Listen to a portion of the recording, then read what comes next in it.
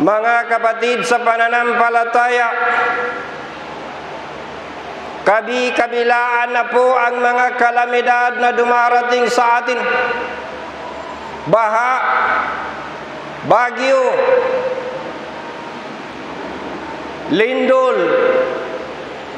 Iba't ibang bahagi ng Pilipinas ay dinarat na ng lindol.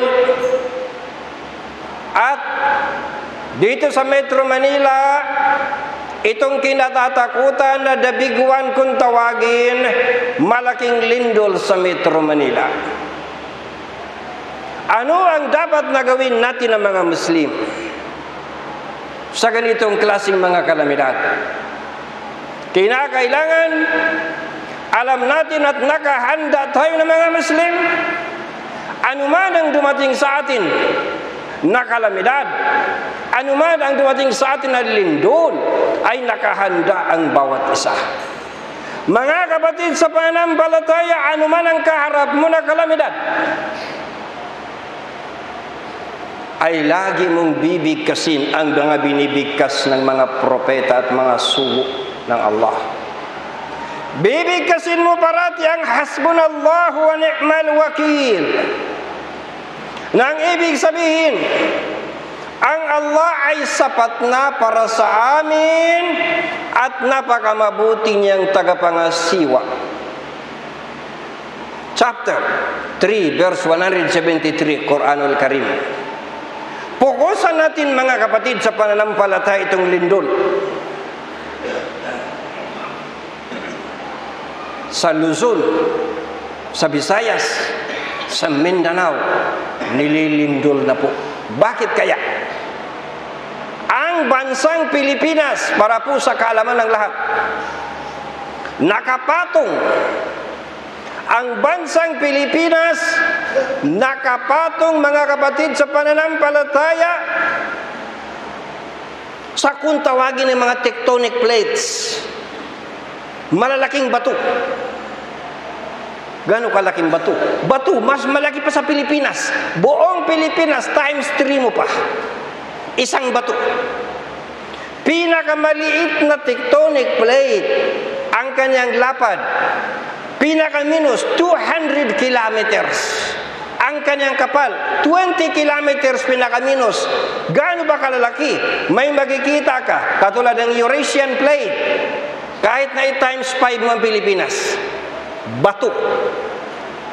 At ang masaklap nito mga kapatid sa pananampalataya, ang Pilipinas kasama sa top 5, 5 pangunahing bansa sa buong mundo na pinaka-lindulin. Ang Pilipinas kasama. Yan ang pinaka dapat maintindihan natin, na ang Pilipinas kasama sa top 5 na pinaka-lindulin na bansa. At ang masakit nito, nasa loob ang Pilipinas ng tinatawag na the Pacific Ring of Fire. Bilog, ring kung tawagin. The Pacific Ring of Fire. Gaano ba kalaki? 25,000 miles. Gaano kalaki? Saan matatagpuan? Sa Pasipiko. Lahat ng lindol sa buong mundo, 90% ng lahat ng lindol sa mundo, diyan nagaganap. Diyan sa the Pacific Ring of Fire. At nandiriyan ang Pilipinas. Mismo sa the Pacific Ring of Fire. Kaya mga kapatid sa pananampalataya, ibig sabihin, walang ligtas na lugar sa Pilipinas. Ayon sa mga dalubhasa, walang lugar sa Pilipinas na matatawag na safe zone pagdating sa lindol. Nakapatong mismo ang Pilipinas sa mga tectonic plates na nagbabanggaan. At napapaligiran pa ang Pilipinas ng mga trenches. Ibig sabihin, walang ligtas ligtas ang Pilipinas. Ganyan ang katotohanan na hindi pinapaalam ng pillbox sa mga tao. Yan ang katotohanan. Ibig sabihin, lahat ng bahagi ng Pilipinas ay nakataning sa sentensya ng lindol. Ang hihintayin mo lang panahon, taon, 10 taon, 20 taon, 100 taon, 200 taon. Lahat ng bahagi ng Pilipinas walang ligtas dahil nakapatong mismo sa mga tectonic plates. Ngayon, ang tanong, tayo na mga Muslim, ano ang paghahanda na kailangan natin gawin? Alam natin na wala tayong choice. Nandito tayo sa Pilipinas. Mamamayan tayo ng Pilipinas. Ano ang kailangan natin gawin bilang mga Muslim? Kapatid sa pananampalataya, unang-una na paghahanda. Ihanda na natin ang ating mga iman. Gawin na natin seryoso ang ating pananampalataya, ang ating iman, pananampalataya na anuman ang mangyari sa atin, ito ay takda ng Allah. Anuman ang mangyari sa atin, ito ay kalooban ng Allah para tayo ay subukan. Anumang kalamidad ay pagsubok. Subukan tayo sino sa atin ang mga mananampalataya, sino sa atin sa harap ng pagsubok ay the best indeed. Sino sa atin sa harap ng kalamidad hindi ka matataranta, kalmanti ka lang, hindi ka natatakot, pinaka the best ka mag-perform. Sinabi mismo ng Allah subhanahu wa ta'ala sa Quranul Karim, Alladhi khalaqal mauta wal hayata liyabluwakum ayyukum ahsanu amala. Chapter 67, verse 2, Quranul Karim. Siya na nilikha niya ang kamatayan at buhay upang subukan niya kayo. Sino sa inyo ang the best indeed? Sino sa atin ang mahusay mag-perform sa harap ng kalamidad, sa harap ng pagsubok? Mga kapatid sa pananampalataya,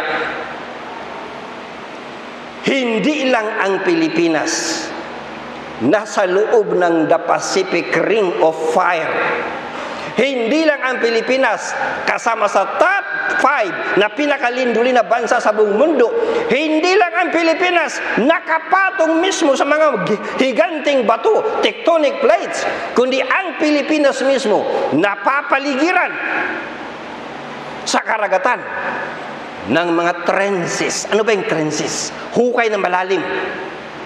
Kapag nagbanggaan ang mga tectonic plates, nandito ang Pilipinas, nagbabanggaan sa ilalim, lumilika ng mga hukay, kanal.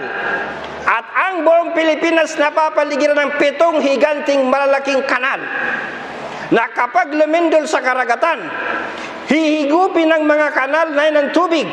Akala mo na wala ang tubig bigla. Pagkatapos, bubuiltaw niyang lindol, papalo muli, at ang tubig bubulusok. At ang tawag roon tidal wave, tsunami, na wawasakin ang isang sambayanan o mga syudad. Iyan, mga kapatid sa pananampalatayang panganib, dahil may mga trenches nakapaligid sa Pilipinas na may power na lumikha ng lindol na magnitude 8 na sisirain anumang building. Allahu Akbar. Ipalayo nawa ng Allah. At ang lindol, tandaan natin, ang lindol, kapatid, isang uri ng kalamidad para ang tao gisingin, para ikaw imulat, para ikaw magbalik loob dahilan sa mga kasalanan na ginagawa ng mga tao sa ibabaw ng lupa. Niyuyugyug ng Allah ang lupain na yan para lumindol, nang sa gayon ang tao ay magising at sumunod sa Panginoong Allah subhanahu wa ta'ala. Bilang katibayan, sinabi mismo ng Allah subhanahu wa ta'ala sa Quranul Karim, ang mga pagsubok na iyan, anumang kalamidad na iyan, either mabuting kalamidad or masamang kalamidad, ipinaparating sa atin para po tayo gisingin, para magbalik loob, para sumunod. Dahil ayaw sumunod ng tao. Sa pamamagitan ng kasalanan, lumalayo ang tao. Sa pamamagitan ng mga pagsubok ng kalamidad, ang tao nagigising at babalik muli sa landas ng Allah. وَوَلَوْنَاهُمْ بِالْحَسَنَاتِ وَالسَّيِّئَاتِ لَعَلَّهُمْ يَرْجِعُونَ Chapter 7, verse 168, Quranul Karim. At sila ay aming sinubukan ng mga mabubuti. Kayamanan, karangyaan, pagsubok yan. At ng masasama, unos, kalamidad, trahedya, lindol. Upang sakali sila ay magsipag-balik sa pagsunod sa Allah. Dahil ang mga tao sa panahon ngayon, lulong na sa mga gawaing makasalanan. Allahu Akbar! Kaya kapatid sa pananampalataya, itong balita na malaking lindol sa Maynila, gawin natin anumang kalamidad na dumating sa buhay mo, kapatid. Gawin mo ang anumang pagsubok na dumating sa buhay mo na pagkakataon para ikaw bumalik, sumunod sa landas ng Allah. Huwag mo titingnan ang anumang kalamidad na hadlang. Titingnan mo ang anumang kalamidad sa buhay mo na pagkakataon para bumalik ka sa pagsunod, pagtalima, pagpapasakop sa kalooban ng Allah. Numero 2 na dapat natin gawin. Ito ang pinaka-powerful na sandata ng Muslim laban sa lindol, laban sa anumang kalamidad, laban sa anumang kapahamakan. Ito ang pinaka-powerful na weapon ng mga Muslim. Kahit na laban pa sa nuclear bomb, hindi mananalo. Ito ang sandata ng Muslim na pinaka-powerful. Ano ang sandata? Doa, panalangin, prayers, masumamong panawagan sa Allah sa pamamagitan ng dua. Kapatid sa pananampalataya, sa pamamagitan ng iyong masumamo na panawagan sa Allah, pwedeng mapigilan ang lindol, pwedeng mahinto ang lindol, pwedeng ma-divert ang lindol, pwedeng maharangan ang lindol. Ganyan ka-powerful ang dua, ang prayer. Katibayan anang hadith ni Muhammad sallallahu alaihi wasallam, ang mga pag-iingat ay walang saysay laban sa itinakda ng Allah, ngunit ang dua ay napakikinabangan sa panahon ng isang bumugso ng kalamidad o bubugso pa lamang na kalamidad. At kapag ang isang kalamidad ay dumarating, ay sinasalubong ito ng dua at pinipigilan ito hanggang sa araw ng muling pagkabuhay. Ganyan ka-powerful ang dua. Kaya mga kapatid sa pananampalataya, bilang pangalawa na paghahanda ng Muslim, dami-damihan natin ang ating mga dua. Na nawa iligtas tayo ng Allah, nawa ilayo tayo ng Allah, nawa pigilan ng Allah, nawa i-dissolve, tunawin ng Allah itong lindol na ito na huwag na matuloy. Lagi magdua. Kapatid sa pananampalataya, walang makakapagbago sa takda ng Allah maliban sa dua. Ganyan ka-powerful ang dua. Walang makakapagpabago. Kapag itinakda ng Allah na yuyug-yugin niya ang Metro Manila ng lindol, walang makakapagpabago sa itinakda ng Allah maliban sa dua. Wa qala Rasulullah sallallahu alaihi wasallam, wala yaruddul qadara illa du'a. Walang makakapagpabago sa takda maliban sa dua. Authentic na hadith, Sahih al-Jami. Mga kapatid sa pananampalataya, sa isa pang hadith, walang makakapagpabago sa takda ng Allah maliban sa dua, at walang nakakapagpahaba ng buhay kundi mabubuting gawa. Allahu Akbar. Hadith at-Tirmidhi. Pinakagustong-gusto ng Allah kapag ikaw ay mas sumamo na humihingi, nagmamakaawa, nananawagan, nagdudua. Ito ang pinakagustong-gusto ng Allah kapag ikaw ay nagdudua sa Kanya, nananawagan ka sa Kanya, at ang kinasusuklaman niya kapag hindi ka na nagdudua. Ibig sabihin, wala kang kailangan. Wala kang kailangan sa Panginoon. Ibig sabihin, Panginoon ka na rin.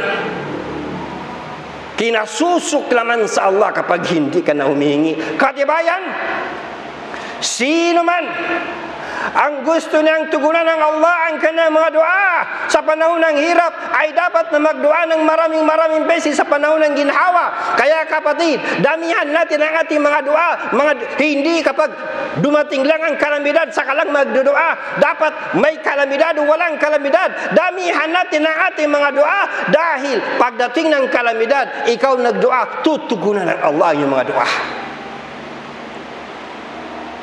Nangangako mismo ang Allah subhanahu wa ta'ala. Sinabi niya mismo, tawagan mo siya, tutugunan niya ang panawagan mo. Wa qala rabbukum ud'uni astajib lakum, chapter 40 verse 60, Quranul Karim. At ang inyong Panginoon ay nagsasabi, tawagan ninyo ako at sasagutin ko ang inyong dua. Lagi-lagi tayo magdua, dahil ito ang gustong-gusto ng Panginoong Allah subhanahu wa ta'ala. Walang pinakagusto ang Allah na higit sa dua. Katibayan, walang pinakagusto ang Allah nang higit pa sa dua sa kanya ng isang tao. At kapag hindi ka na nagdudua, kinasusuklaman ka ng Allah. Basa, ang galit ng Allah ay sa isang taong hindi humingi ng tulong sa Kanya. Therefore, mga kapatid sa pananampalataya, itong sunod-sunod na lindol na naganap sa Cebu, naganap sa Davao, naganap sa Luzon, kung saan-saang bahagi ng Pilipinas, dahil po mismo ang Pilipinas nakapatong sa mga tectonic plates na nagbabanggaan. Therefore, ano ang pangatlo na paghahanda? Kapatid sa pananampalataya, sinabi natin na ang dua pinaka-powerful na sandata ng Muslim. Ngunit dua na tinutugunan ng Allah. Kapag kumakain ka ng haram, kahit na lumuha ka pa ng dugo at magmakaawa ka sa Panginoong Allah, hindi niya tutugunan ang iyong mga dua. Therefore, ang pangatlong paghahanda na gawin natin, magsumikap na tayo. Pilitin natin ang ating mga sarili araw at gabi na hindi tayo kakain kung hindi halal. Huwag kang kumain ng hindi halal. Huwag kang uminom ng hindi galing sa halal. Kasuotan mo dapat galing sa halal. Ang ikinalaki ng katawan mo ay dapat galing sa halal. Iwasan mo na ang haram, dahil sinabi mismo ng Allah subhanahu wa ta'ala, ya ayyuhan nasu kulu mimma fil ardi halalan tayyiba, chapter 2 verse 168, Quranul Karim. O mga tao, kumain kayo sa kung anong halal at mabuti sa daigdig. Bakit kailangan? Dahil nga sa naghahanda tayo. Itong darating na mga kalamidad, pinaghahandaan natin. At ang pinaka malakas na sandata ng Muslim ay dua, panalangin sa Allah. Ngunit kung ang iyong kinakain isang subo lang na haram, kahit manigas ka pa, lumuha ka pa ng dugo, magmakaawa sa Allah, hindi tutugunan ang iyong mga dua. Basa, sumpa man sa Kanya na sa Kanyang mga kamay ang kaluluwa ni Muhammad. Kapag inilagay ng isang tao sa kanyang sikmura ang isang subo ng kung anong haram, ay hindi tanggap ang kanyang mga panalangin ng 40 araw. Isang subo lang na ipasok mo sa iyong katawan, 40 araw na hindi tanggap ang iyong mga ibada, hindi tanggap ang iyong mga dua. Kapag dumating ang lindol, yuyugyugin ang Metro Manila, itataas mo ang kamay mo, tatawagan mo ang Allah, wala epek. Dahil ang kinakain mo haram, iniinom mo haram, kasuutan mo haram, inilaki ng katawan mo haram. Yung isang hadith tungkol sa isang manlalakbay. Gulong-gulo ang kanyang mukha, alikabukin sa disyerto, at itinataas nito ang mga kamay nito at nananalangin, O Panginoon, O Panginoon. Ngunit ang kanyang kinakain ay haram, ang kanyang iniinom ay haram, ang kanyang mga kasuotan ay haram, at ang kanyang ikinalusog ay haram. Paano nga ba tatanggapin ang kanyang mga doa? Authentic na hadith, Sahih Muslim. Kaya bilang paghahanda, kapatid, sa anumang kalamidad na dumarating sa ating buhay, matutunan na natin ngayon, disiplinahin ang ating mga sarili na hindi mo kakainin. Hindi na baling magutom ka. Hindi na baling magpasting ka maghapon. Huwag lang mapasukan ang katawan mo ng isang subo na haram, na kapag itinaas mo ang kamay mo, nagmakaawa ka sa Allah, hindi tatanggapin ang iyong mga doa. Paghahanda numero 4, iwasan na natin ang paggawa ng kasalanan. Dahil ang lindol, dahilan sa kasalanan na ginagawa ng mga nakatira sa ibabaw ng lupa, yung bato sa ilalim ng lupa, tectonic plates, hindi makayanan ang bigat ng mga kasalanan na ginagawa ng mga nasa ibabaw ng lupa. Ang bato bumabagsak, nayuyugyug, nayayanig, at nagkakaroon ng lindol. Therefore, mga kapatid sa pananampalataya, bilang paghahanda, matutunan na natin na pigilin ang pagnanasa ng ating mga mata sa panuori na haram. Araw at gabi wala tayong ginawa kundi manood, libre manood sa YouTube ng mga panuring haram. Matutunan na natin na pigilin ang pagnanasa ng ating mga tainga sa pakikinig sa haram. Matutunan na natin na pigilin ang pagnanasa ng ating mga dila sa pagbigkas ng haram. Matutunan na natin na pigilin ang pagnanasa ng ating kamay sa paggawa ng haram, mga gawaing makasalanan. Matutunan na natin na pigilin ang ating mga bulsa sa hanap buhay na makasalanan. Matutunan na natin na pigilin ang pagnanasa ng ating mga paa papunta sa gawaan ng mga gawaing makasalanan. Ito, mga kapatid sa pananampalataya, ito ang kailangan natin na paghahanda. Dahil anuman ang dumating sa buhay mo na kapahamakan, galing sa sarili mo, kagagawan mo. Huwag kang manisi sa iba. Sisihin mo ang sarili mo. Kapag napahamak ka ng lindol, sisihin mo sarili mo bilang katibayan. Ano sabi ng Quran? At kung anuman ang kapahamakan na dumating sa inyo, ito ay sanhi ng kung anong natamo ng inyong mga kamay. Chapter 42, verse 30, Quranul Karim. At kung ano ang dumating sa iyo na kabutihan, galing sa iyong Panginoon. At ano man ang dumating sa iyo na kapahamakan, galing sa iyong sarili. Isa pang aya, ano man ang kabutihan na dumating sa inyo, ito ay mula sa Allah. Ngunit ano man ang masama na bumagsak sa inyo, ito ay mula sa inyong sarili. Therefore, mga kapatid sa pananampalataya, itong nakakatakot na lindol sa Metro Manila, na kinatatakutan ng lahat, handa ka na ba? Ano ba itong lindol sa Metro Manila? Kung tawagin, Marikina Fault Line. Mula po sa Bulacan hanggang Laguna. Mga lugar, Banadaanan, Marikina, Quezon City, Mandaluyong, Makati, Taguig, kasamang Taguig, lugar natin. Pasay, Las Piñas, Parañaque, Muntinlupa, Laguna. Ayon sa estimate ng mga dalubhasa, ang mamamatay sa lindol na ito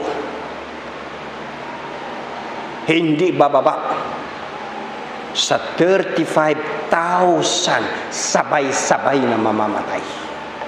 Ipalayo nawa ng Allah. Huwag nawa ipahintulot ng Allah. Ganito katindi Itong tinatawag nilang Marikina Fault Line. Dalawa ito, sa west at saka sa east. Sa west, yung binanggit ko ng mga lugar. At sa east naman, yung tinatawag nila mula Rodriguez hanggang San Mateo ng Rizal. Sabay.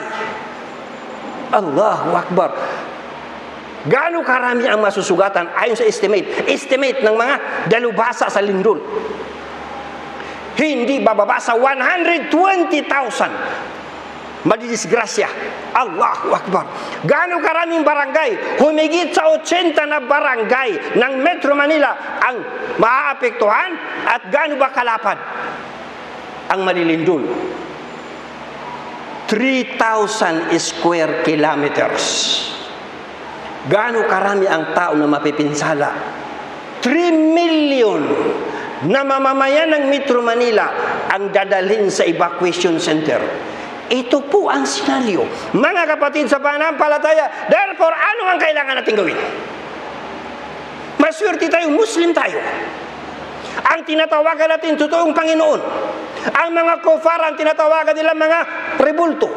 Tayo ang tinatawagan natin ng Allah. Therefore, ano ang kinakailangan na gawin ng Muslim? Matutunan na natin ngayon, ihanda ating mga sarili na pigilin mo na ang pagnanasa mo sa mga gawaing makasalanan. Ihanda ang iyong sarili, magtaubat ka na, magbalik loob ka na sa Panginoon.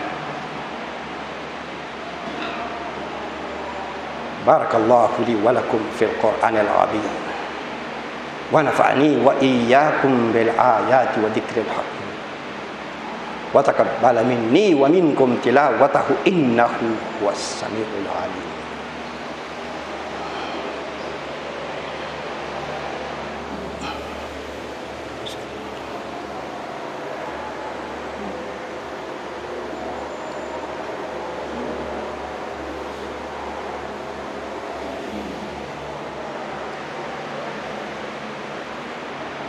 Alhamdulillahi hamdan katsiran kama amar.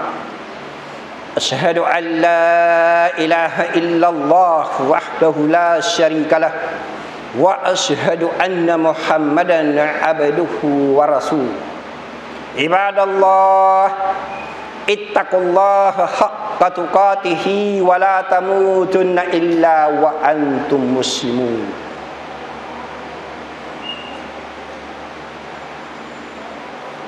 Pagsumikapan ng bawat isa sa atin na nabubuhay siya ng Muslim, na kung dumating man si malakal maut ay maghihiwalay ang katawan mo at ang kaluluwa mo, na Muslim ka pa rin. Yan ang panalo. Kapag kapatid sa pananampalataya, dinatnan ka ng lindol na ito at namatay ka ng Muslim, swerte mo, namatay ka ng martir. Kasama sa lista ng mga martir, namatay, nabagsakan ng building, nabagsakan ng pader, nabagsakan ka ng lindol.